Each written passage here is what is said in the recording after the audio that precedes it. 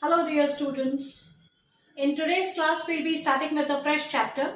Here we're going to look at a different example of a group wherein you construct new groups from certain existing groups. So we are going to be studying direct product of groups and we'll do a few examples from on direct product of groups in the entire spectrum of group theory. So let's begin with the definition. Suppose I have two groups, G1 and G2. So I begin with two groups, G1 and G2. Let's assume that the operation on this group is star 1.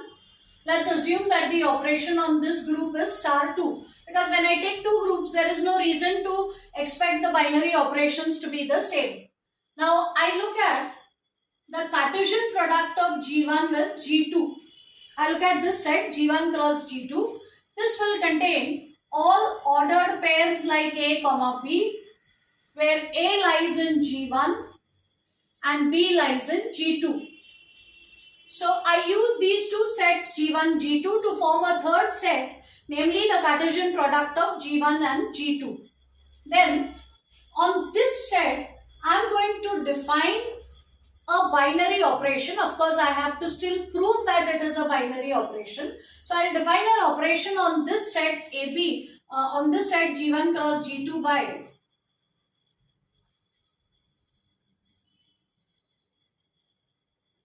let's say AB star CD.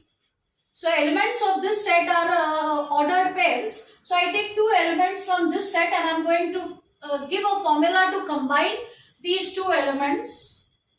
But essentially note that this element A is in G1. This element C, the first element in the ordered pair comes from the group G1 and the second element comes from the group G2. So both these elements A and C belong to the group G1, and in the group G1 there is a binary operation to combine these two elements. I use that binary operation between A and C. So I combine the first element with the first element by using the binary operation of the first group. And then I am going to combine the second element with the second element. Both these elements are from the group G2. So I use the operation that is there in G2 to combine these two elements. So now I have a set. I have an operation on that set. I am now going to prove that this set with respect to this operation becomes a group. So what I'll do is, in the general context, instead of writing A star 1 C and B star 2 D, I will simply write AC comma BD. It is understood that the operation between A and C is star 1, which is the operation in G1, and because B and D both come from the group G2, the operation between B and D is star 2, which is the binary operation in the group G2. So just for ease of notation, I will not write star 1 and star 2 over here. So let us now prove that this set with respect to this new operation that we have defined does become a group.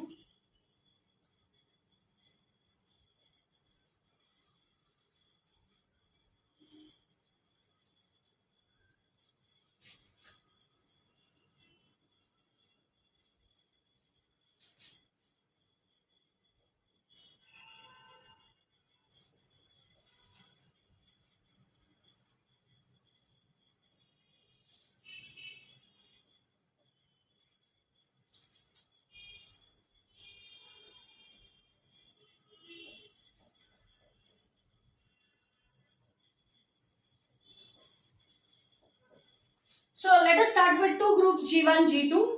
It's already given that G1, G2 are groups. We are now looking at the new set G1 cross G2, which is the Cartesian product of G1 with G2.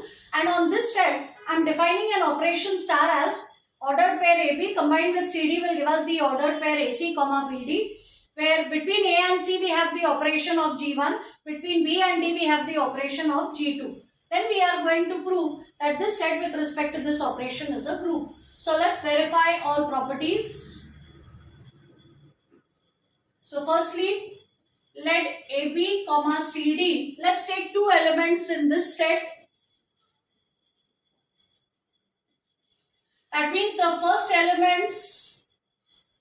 element in each ordered pair will come from G1 and the second element will come from G2. Now G1 is a group and I am combining A and C using the operation of G1.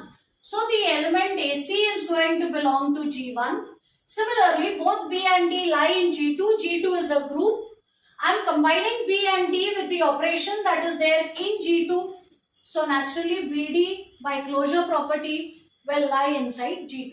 So now this element is inside G1, this element is inside G2. So if you look at the ordered pair AC comma BD, this will belong to G1 cross G2 because the first element is coming from the first set, second element is coming from the second set.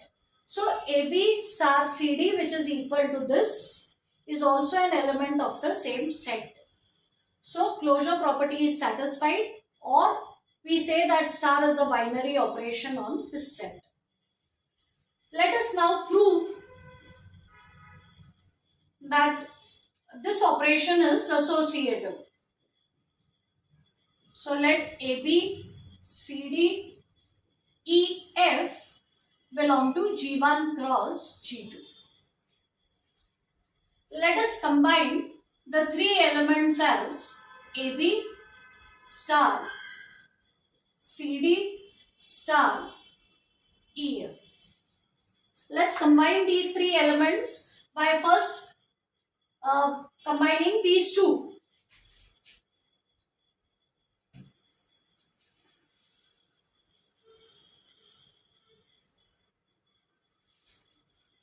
So I will get AB star. This is going to be CE. Combine first element with the first and second with the second. Next, I need to combine this ordered pair with this. So that will be A with CE and B is to be combined with the second element, that is DF. But notice that these elements A, C, E are all in G1 and they are all being combined with the operation of G1, which is associative. So instead of this, I could as well write A, C, E. I'll still get the same element. Similarly, these are all elements of G2. They are being combined with the operation of G2, which is associative. So it will be BD into F. And that will be equal to AC comma BD star EF. And now I can separate that AC and comma BD also as AB star CD. So I have succeeded in shifting the brackets from the last two elements to the first two elements, and therefore the associative property is satisfied. Let's now prove that identity is there in this set. So firstly, both G1 and G2 are groups. So G1 will have some identity, G2 will have some identity. So let us assume that E1 is identity in G1 and let us assume that E2 is the identity in G2. Then I know that the element E1 comma E2 is an element of G1 cross G2. So at least it belongs to the given set. Let us now prove that this element will become identity in G1 cross G2.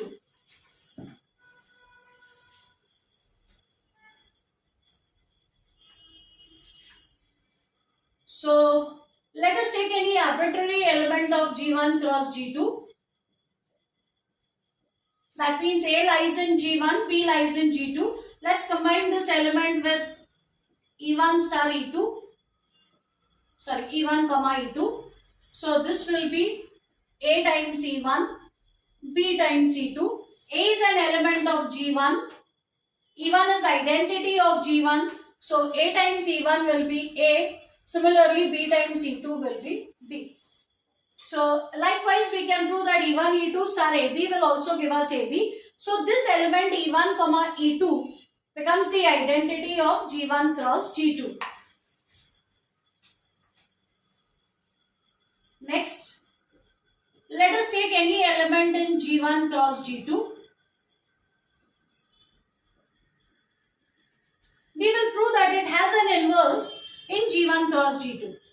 So this will, by the way, mean that A lies in G1, B lies in G2, but G1 and G2 are groups.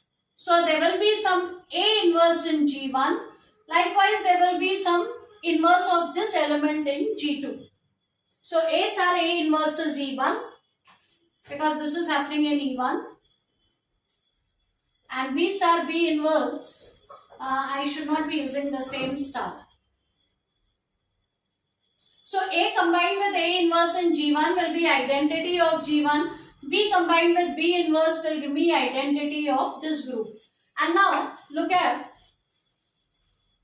AB star A inverse B inverse. This will be A inverse, B inverse, which is E1 comma E2, which is the identity in G1 cross G2. So combination of these two elements gives me the identity, and therefore this element is inverse of this. So every element in G1 cross G2 has an inverse, and therefore G1 cross G2 becomes a group. This group that we have got, this group is called direct product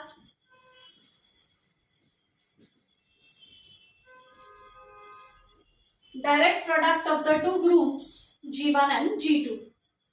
A few things worth remembering are the identity in this group G1 cross G2 is the ordered pair E1, E2, where E1 is identity in G1, E2 is identity in G2. Also,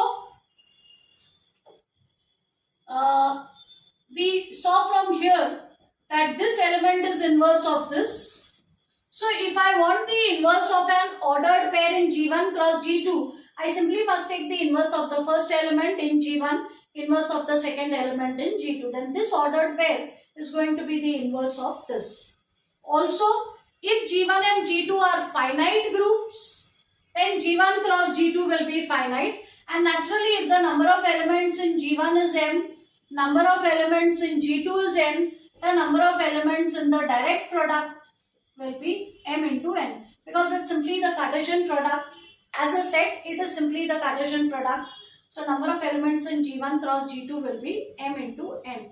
Also, it can be proved that if both G1 and G2 are abelian, both have to be abelian.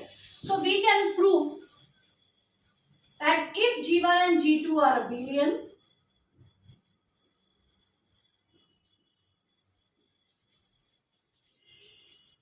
then G1 cross G2 is abelian. So this is easy to prove. In fact, what I'll do is I'll leave that as an exercise to you all. If any of you get stuck, you can simply message in the comment section below, and then we'll take the discussion forward from there. But if both G1 and G2 are abelian, I believe it should be very easy to prove that their direct product also will be abelian. In the next few lectures, we will look at a few examples of direct groups, as I said, across the entire spectrum of group theory. So we'll pick up a few examples from different topics of group theory. That's all for now. Thank you.